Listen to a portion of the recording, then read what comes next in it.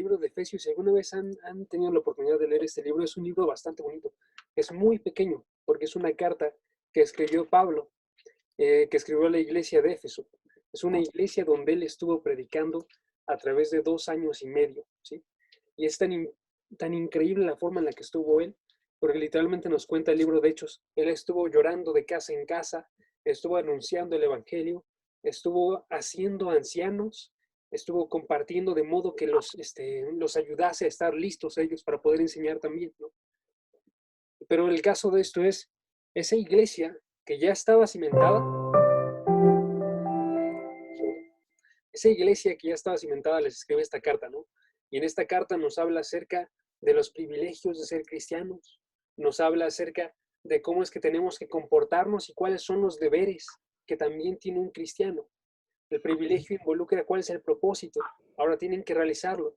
Y en la última parte de la carta empieza a mencionar entonces cómo es que van a poder ellos lograr realizarlo de una última vez, ¿no?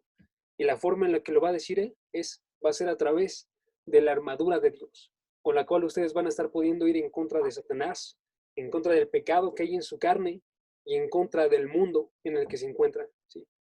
Ahora, es muy interesante esto porque si notan esta idea, la armadura es una vestimenta para las personas, ¿sí? Y literalmente, cuando nosotros observamos luego la forma de ver del mundo, vemos incluso shows de televisión que nos hablan acerca de vestirnos de forma distinta. Vemos este tipo de shows que luego son así como de transformar a la forma en la que se ve la persona a través de su vestimenta, ¿no?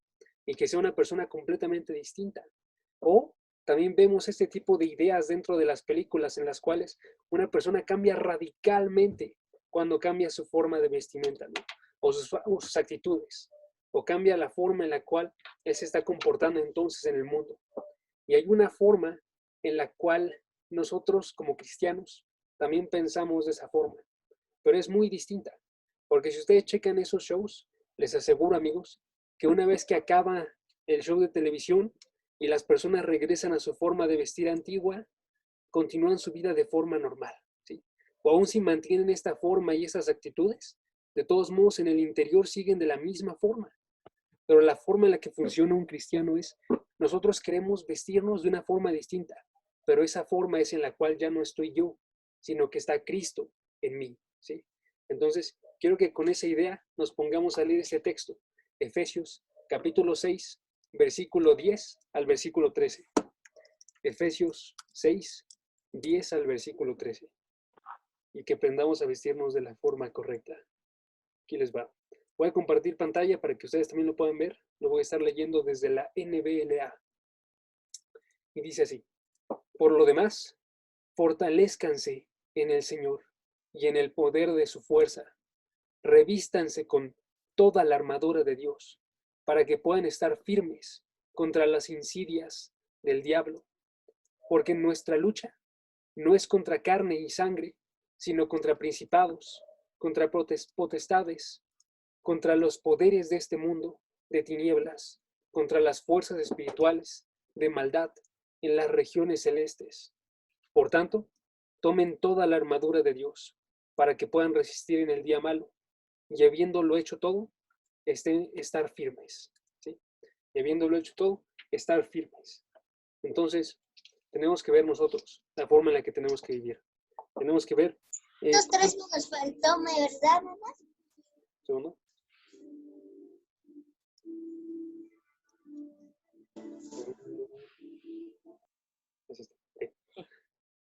Tenemos que ver entonces la forma en la que nosotros nos tenemos que vestir, porque aquí está haciendo un llamado entonces. Y chequen esa idea primeramente.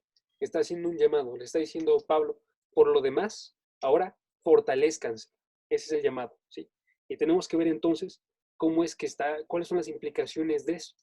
Primera implicación que les puedo dar de esto, fortalezcanse, nos está hablando de que hay algo que va a ir en contra de nosotros, o la forma en la que lo sitúa a través de este pasaje.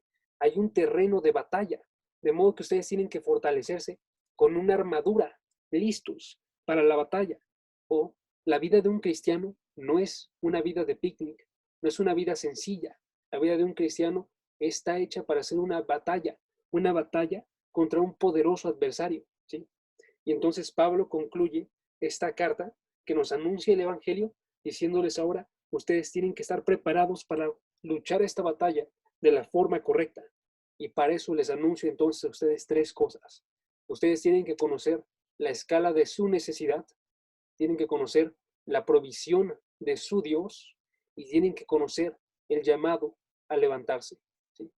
Tienen que conocer la escala de su necesidad, la provisión de su Dios y tienen que conocer el llamado a levantarse. Pues primeramente vamos a conocer la escala de la necesidad de un cristiano. Si checamos, el versículo 12 nos está hablando acerca de esa necesidad. Chequen, porque nuestra lucha no es contra carne y sangre, sino contra principados, contra potestades, contra los poderes de este mundo de tinieblas, contra las fuerzas espirituales de maldad en las regiones celestes. ¿Sí? Le está diciendo, ustedes tienen que estar firmes y fortalecerse. Y la razón, versículo 12, porque, ¿cuál es la razón? Porque nuestra lucha no es contra carne y sangre, ¿sí? Sino que es contra algo que es extremadamente poderoso. Y ahora nosotros tenemos que ponernos a reflexionar ahí. Si nosotros vemos el poder que tiene la cosa contra la cual nosotros luchamos, ¿sí? Si nosotros vemos el poder que tiene Satanás, el poder que tiene este mundo y el poder que tiene el pecado que habita dentro de nosotros, ¿sí? O si lo estamos viendo de forma ligera. Porque este tipo de descripciones, cuando la Biblia nos hace una lista para poder describirnos alguna cosa en específico, y una lista es algo que está reiterando en una ocasión y otra ocasión, o está sumando cualidades, es esto, y es esto, y es esto, y es esto, ¿oh? ¿Ok? Está haciéndolo de modo que nosotros podamos tener una visión más grande de aquello que nosotros estamos observando, ¿sí? Si nosotros nos vamos, por ejemplo, a Romanos capítulo 1, versículo 18 al versículo 32, viene una lista increíble que es acerca del pecado, ¿sí? Y el propósito de esta lista es hacernos ver la maldad que tiene el pecado, ¿sí? Y esta lista entonces comienza en el versículo, ahí me confundí de versículo, perdón. En el versículo 18 a 32 nos habla acerca de todos los males que hay dentro del mundo. Pero esta sección termina con esa descripción de los males, que es una lista de pecados.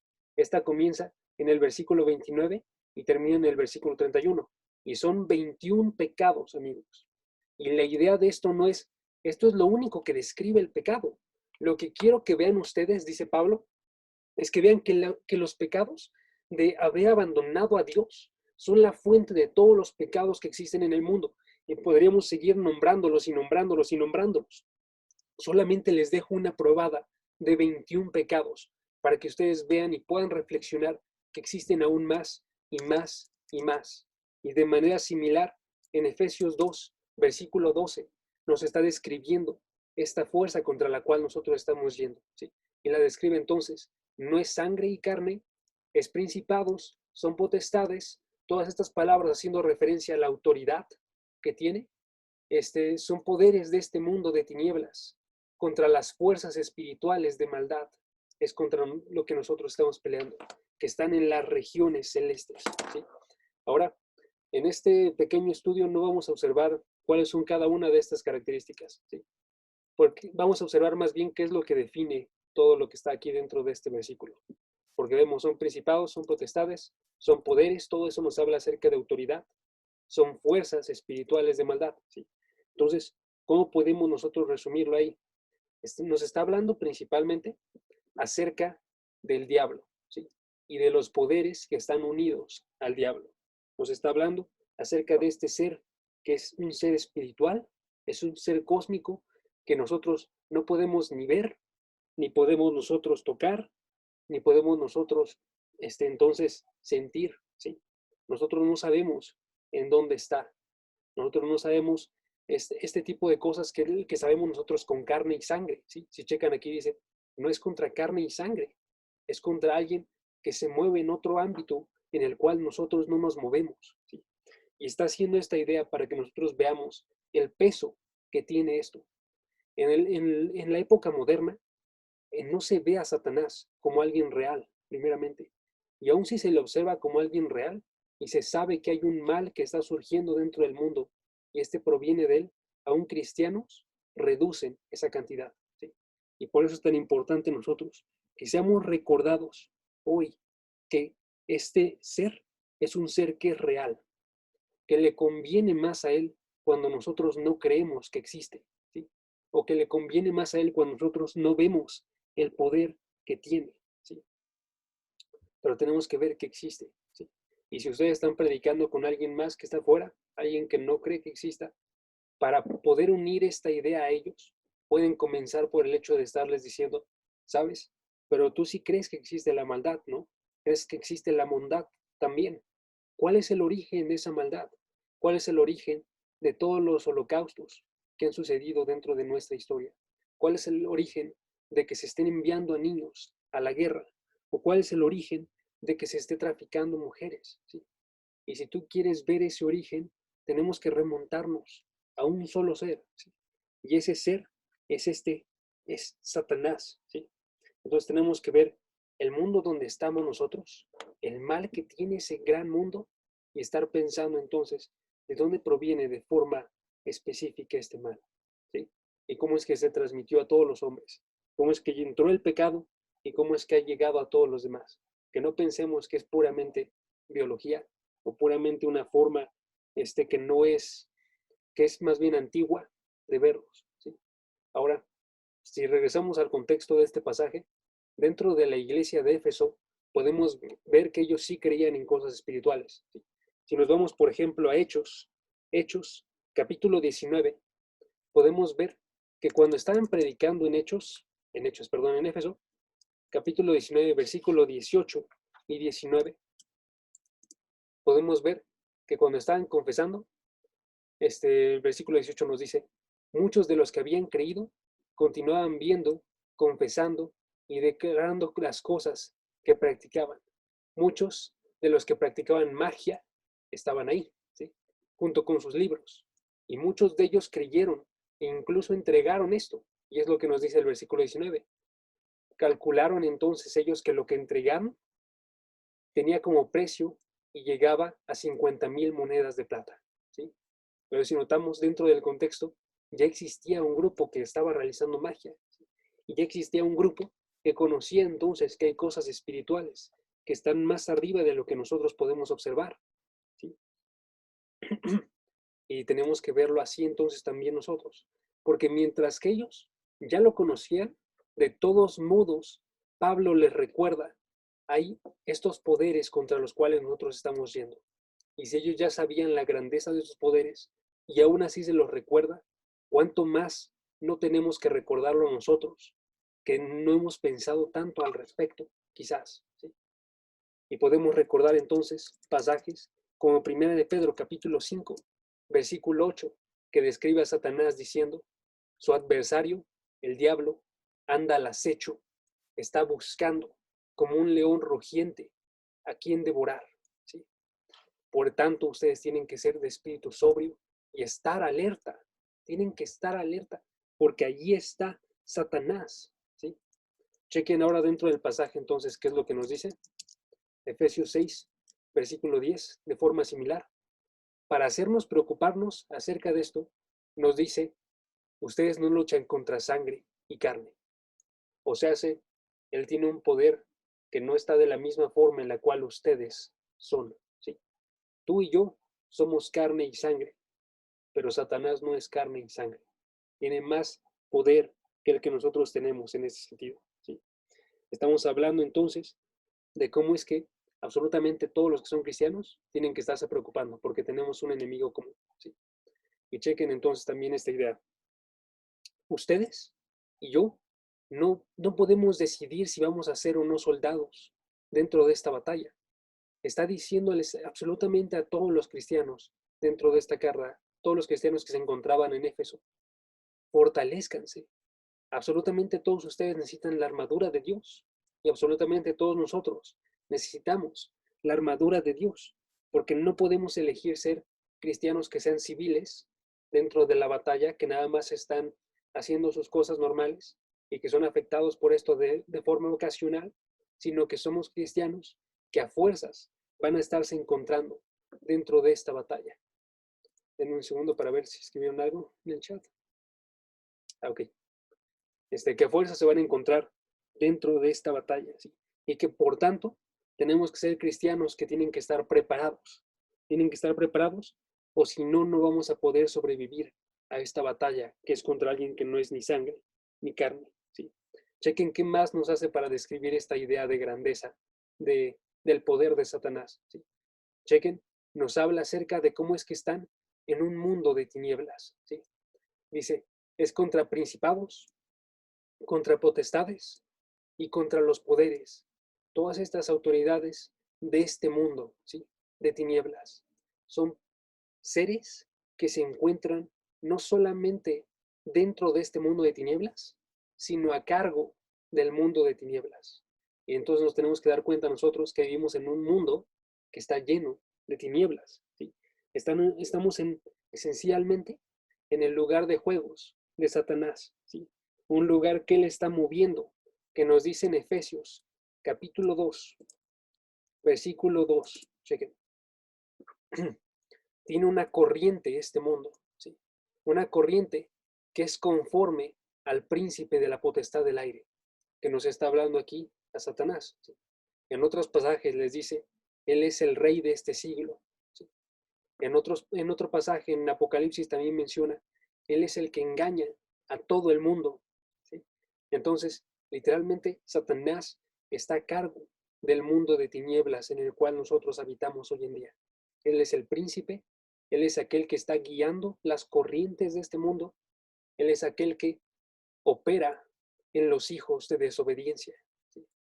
Y él es entonces el que está, el que está, este, el que está del otro lado de la batalla. ¿Sí? Ahora, ¿qué más tenemos dentro de esto? Dentro de este pasaje no se nos menciona, pero hay otro enemigo que nosotros conocemos como cristianos que tenemos, el cual es el pecado que está habitando dentro de nosotros, ¿sí? Porque nosotros nos encontramos todavía en la carne, amigos, ni siquiera el más santo de todos los santos que existe, Pablo, podía renunciar de forma completa al pecado en esta vida. Y entonces nos explica Romanos capítulo 7, en los últimos versículos, que literalmente Pablo clamaba porque él sabía que no podía estar renunciando de forma completa. Y estaba diciendo, versículo 24, miserable de mí, ¿quién me librará de este cuerpo de muerte? Yo no puedo realizar absolutamente nada si no hay un poder que esté más allá de mí, ¿sí? Y que esté entonces liberándome de estas tentaciones. Entonces, con eso tenemos una visión un poco más clara de que Satanás está rigiendo el mundo, de que tenemos una debilidad dentro de nuestra carne y de que el mundo mismo está llenándonos de tentaciones. Entonces, veamos esto, amigos. Hay un libro de C.S. Lewis, perdón, que es el escritor de Narnia, que habla literalmente acerca de reflexiones, de qué es lo que podría estar pensando Satanás, cómo es que está él intentando tentar a las personas, ¿sí? Cómo las está cegando a las personas de este mundo, para que ellos no observen la luz del Evangelio. Y el caso de eso, de esa forma de pensar, es que lo que estaba haciendo ese autor era pensar, Satanás tiene muchos más años de los que nosotros tenemos, ¿sí? Tiene más experiencia, tiene entonces también una cantidad de intentos para poder tentar a las personas y ya conoce qué es lo que los lleva más a estar pecando, ya conoce cuáles son las cosas que son más sencillas que ellos agarren, ¿sí?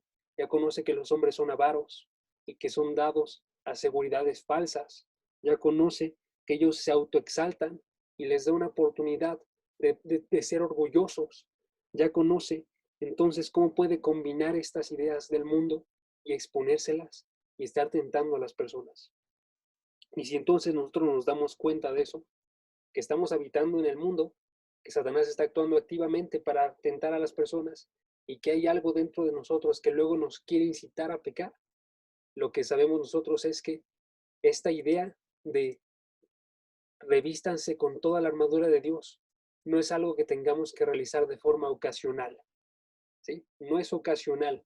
No está diciendo Pablo, lleven esta armadura con ustedes por si acaso entran al terreno de batalla.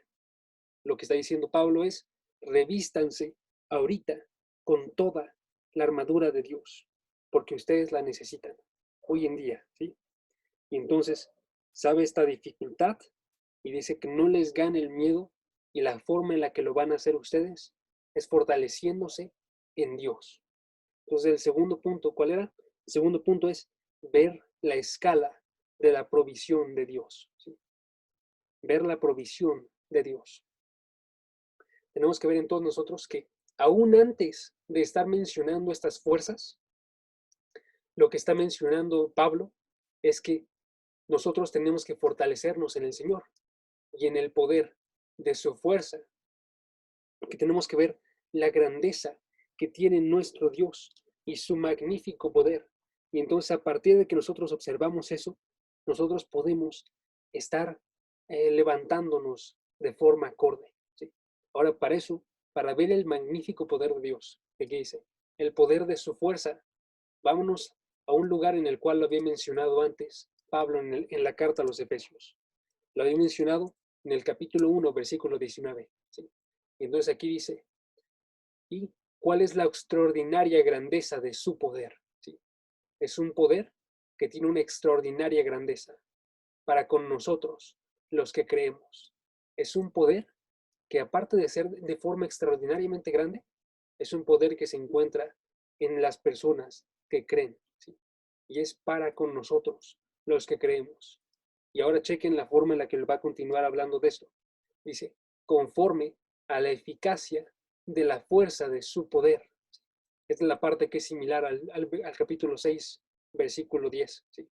Y entonces, la forma en la que quiere mostrarnos este poder, Pablo, es que nos muestra cómo es que ya ha sido utilizado antes este poder. Versículo 20.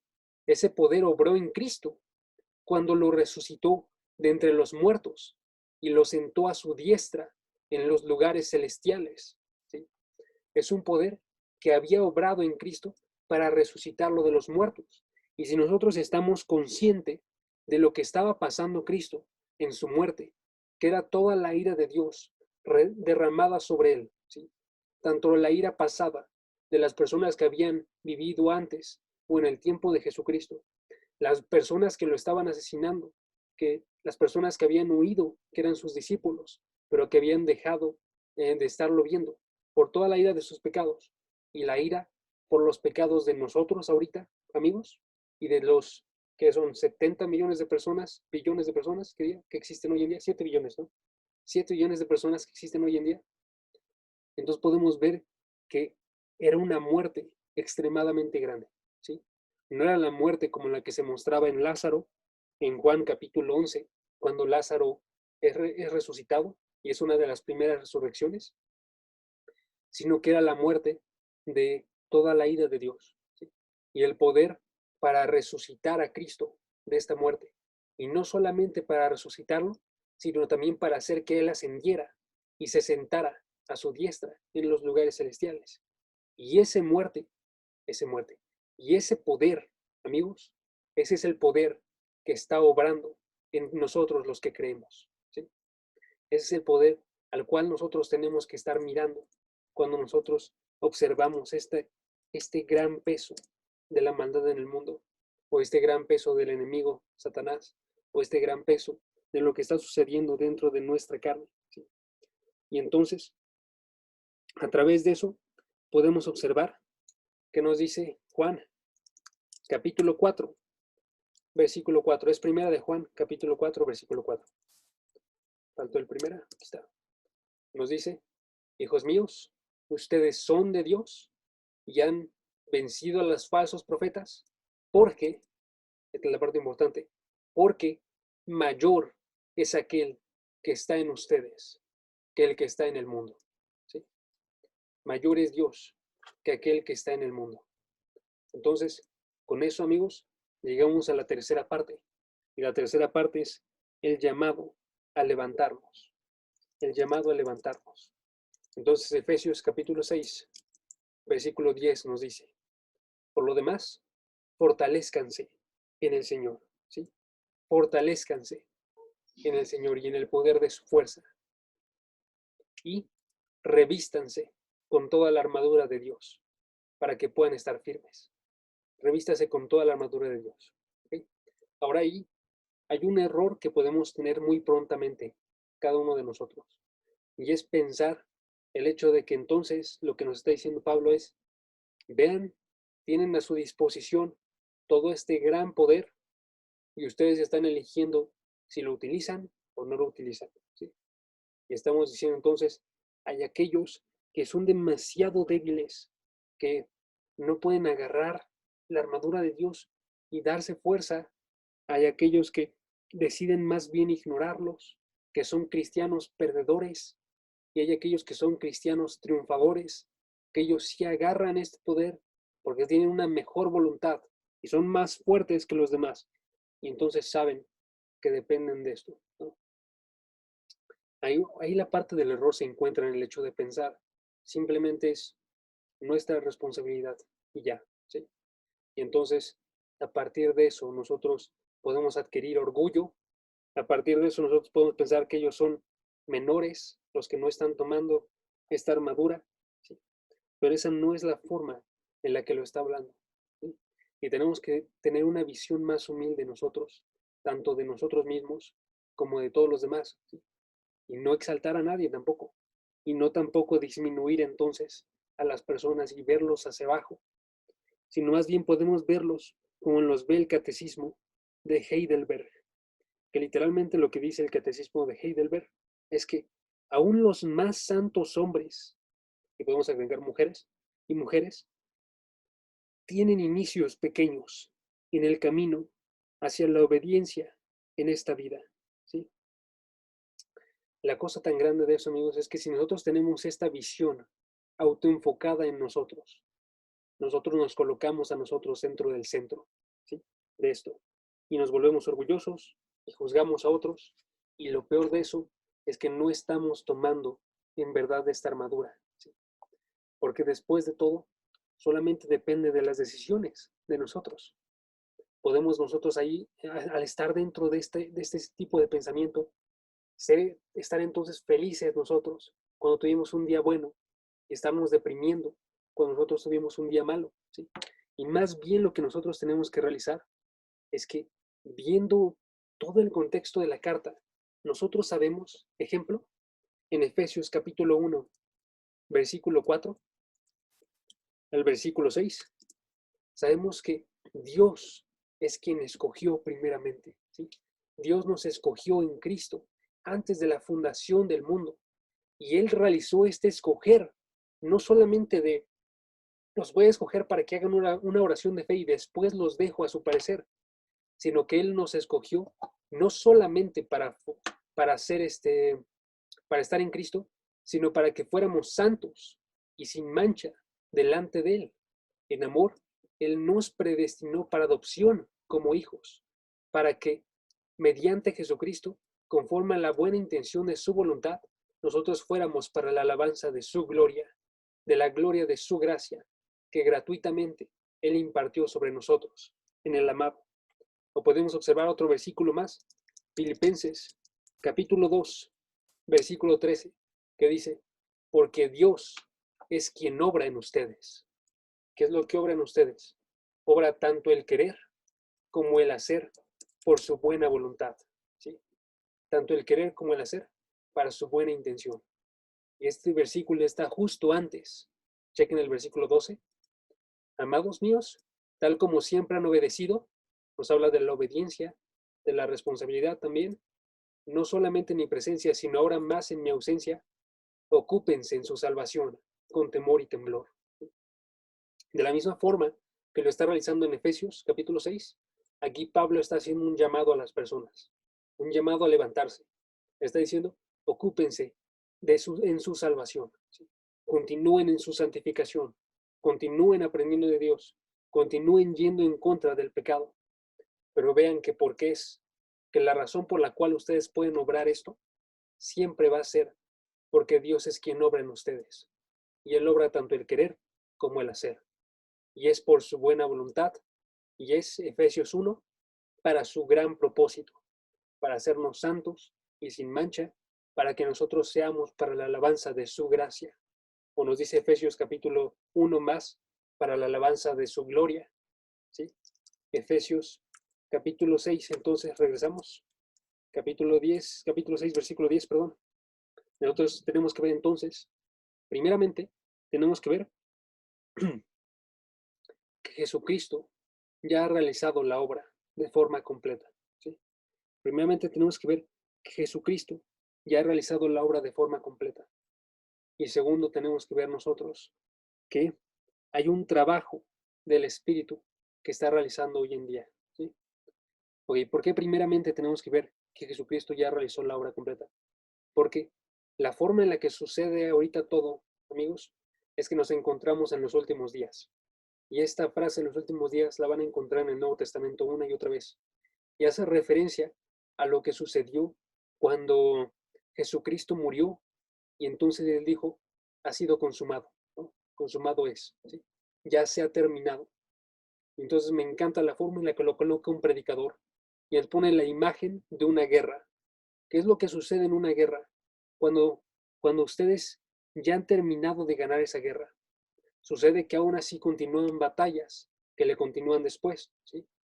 La gran batalla ya fue peleada y fue ganada, de la misma forma que en la Segunda Guerra Mundial fue ganada cuando fueron lanzadas las bombas en Hiroshima y Nagasaki, ¿sí?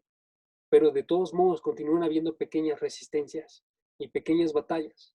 Y entonces nosotros nos encontramos en los últimos días, en los cuales ya ha sido peleada esta gran batalla y ya ha sido ganada, pero aún así hay pequeñas batallas que continúan sucediendo con cada uno de nosotros cristianos. Pero tenemos que ver entonces, primeramente, que ya ha sido ganada la batalla principal, ¿sí? Y no solamente eso, sino dos, tenemos que ver que ahorita esa misma forma de ganar la batalla principal que sucedió con Jesucristo, se está peleando hoy en día con nosotros. Si nosotros sabemos que el poder que llevó a Cristo a resucitar y terminar esta batalla también y estar ascendido al lado de a la diestra de nuestro Señor, es el que está en nosotros, entonces tenemos también algo a qué mirar nosotros hoy en día, a la forma en la que está obrando el Espíritu hoy en día en cada uno de nosotros. Y ahora las formas en las que podemos observar eso activamente dentro de este pasaje se ven en la armadura misma de Dios. ¿Sí? Chequen la forma en la que nos está diciendo. Revístanse con toda la armadura de Dios. Esto no es solamente la armadura que proviene de Dios, sino es la armadura que Dios mismo usó. ¿Sí? Y entonces nos apunta este pasaje a las partes de la armadura. ¿Cuáles son las partes de la armadura? Es el cinto de la verdad, es la coraza de la justicia, son del calzado son los pies con la preparación para anunciar el evangelio de paz, es el casco de la salvación, es la espada del espíritu, que es la palabra. Y si nosotros nos remontamos a pasajes del Antiguo Testamento, vamos a encontrar de forma continua que estos ya habían sido mencionados con anterioridad y hacían referencia a cómo es que iban a ser utilizados por el Mesías. ¿Sí? Podemos irnos, por ejemplo, a Isaías capítulo 11. Isaías capítulo 11, versículo 5, que nos habla, la justicia será ceñidor de sus lomos. ¿Sus lomos de quién? Del Mesías. El Mesías se va a estar ciñendo sus lomos con la justicia. ¿Sí? Y la fidelidad ceñirá su cintura, nos señala este pasaje. O en Isaías 59, versículo 17, nos dice, se puso la justicia como coraza y el casco de la salvación en su cabeza. Como vestidura se puso ropas de venganza y se volvió en celo, en celo como de manto, como de un manto. ¿Sí? Lo podemos ver también en Isaías 49, versículo 2, que hay una espada también. ¿Sí? Ha hecho mi boca como espada afilada. En la sombra de su mano me ha escondido. Me ha hecho también como flecha escogida. ¿Sí? Y nos menciona entonces de forma constante. Esta vestidura que utilizó el Mesías para cumplir su obra en su ministerio en la tierra es también la vestidura que nosotros tenemos que utilizar para poder luchar las batallas que estamos luchando nosotros ahorita. Y entonces nuestra forma de actuar, amigos, es una de dependencia. ¿Sí? Nosotros tenemos que depender del Espíritu de Dios, que tiene una voluntad, y nosotros tenemos que acercarnos a ellos, a Dios, y estar pidiéndole de forma constante en necesidad. Ayúdame porque yo no puedo realizar absolutamente nada de esto. Tú eres mi refugio, tú eres mi armadura, tú eres aquel que ciñe los lomos de aquel que confía en ti para que pueda luchar esta batalla, ¿sí? Y entonces nosotros nos gloriamos en nuestra debilidad. Entonces, vamos a observar de una última vez Filipenses, capítulo 2, versículo 12 y versículo 13. ¿Sí?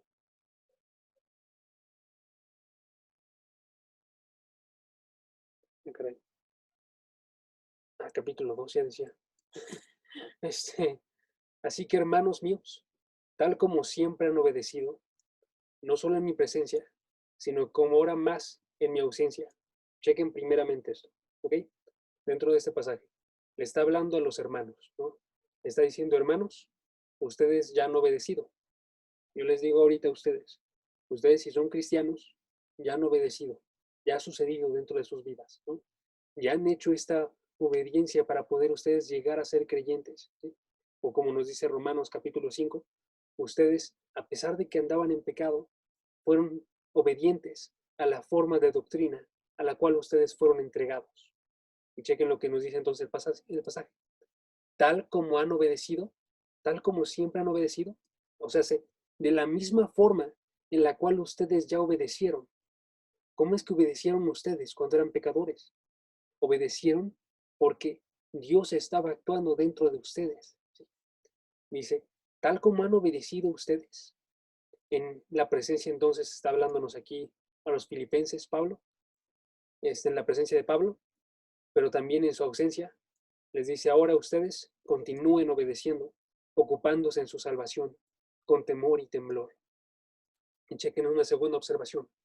Les está mencionando, ustedes ocúpense, ustedes trabajen, ustedes estén obrando, sigan en esta obediencia y no lo sigan de una forma casual, no lo sigan de una forma normal, sino que vean que tiene que ser con temor y que tiene que ser con temblor, ¿sí? Noten esa grandeza, es algo serio, es algo que tienen que estarse ocupando de forma continua y es algo que tienen que ver que es extremadamente importante, no es cualquier cosa, ¿sí? Y la razón por la cual entonces van a poder observar esto es porque Dios es quien obra en ustedes, ¿sí? Dios es quien obra en ustedes. Dios está decidiendo obrar en nosotros. Y ahora podríamos entonces, no sé, decir nosotros, ok, pero si Dios está obrando en nosotros, entonces depende de su voluntad y no de la nuestra. Aun si nosotros quisiésemos ser salvos, no podríamos. Pero eso no es lo que está diciéndonos aquí. Está intentándonos dar una seguridad, porque si nosotros conocemos que Dios es quien obra, Dios quien tiene el mayor poder, también podemos ver que Él tiene una mayor voluntad a la que nosotros tenemos, ¿sí? Podemos depender nosotros de Dios y de su buena voluntad para poder llegar a esta salvación, para poder seguir santificándonos, ¿sí? De modo que nos dice, Él obra en ustedes, tanto el querer como el hacer. Dependan de Él porque Él obra, y lo obra por su buena voluntad o por su buena intención. O sea, no es para tus propósitos, no es para mis propósitos, es para los propósitos de Dios que son mucho más grandes y que Él por supuesto que quiere cumplir, ¿sí? Y entonces nuestra forma de reaccionar es decirle a Dios literalmente, tú sálvame, tú ayúdame, tú santifícame por tu buena voluntad, santifícame por tus grandes propósitos, ¿sí? De la forma en la que había orado Moisés por el pueblo de Israel, no los consumas, porque ellos, te diga, por tu santo nombre, ¿sí? Podemos decir nosotros orar de la misma forma, y así oran los salmistas. Oramos porque tú nos ayudes por el bien de tu nombre, ¿sí? Y entonces nosotros somos fuertes en Dios para poder estar continuando en este camino de santidad, ¿sí? Entonces, amigos, mi llamado ahorita es que vean ustedes el poder de Satanás, que vean la grandeza que tiene este poder, pero que observen la grandeza aún más de Dios, para que ustedes dependan y sean llamados a levantarse en un Dios que tiene una buena voluntad y que puede obrar más allá de lo que nosotros podemos imaginar, ¿sí? Entonces, tomando en cuenta eso, Jazz, puedes orar para terminar. Sí. Señor, te damos gracias esta noche, Señor, este grupo de hijos tuyos, por esta palabra, Señor. Te damos gracias porque la necesitábamos hoy más que nunca, Padre. Nos has hablado y nos has fortalecido. Te damos las gracias porque estamos aquí. Te damos las gracias por Jaso, Señor, porque tú lo pones.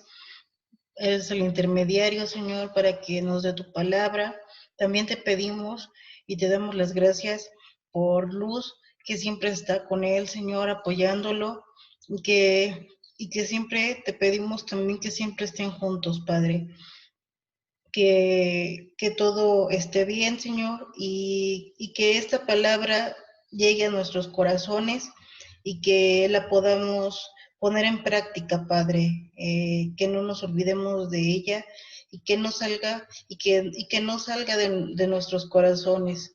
Te lo pedimos en el nombre de Jesús. Amén. Amén. Muchas gracias, Jazz. Un segundo. Sí.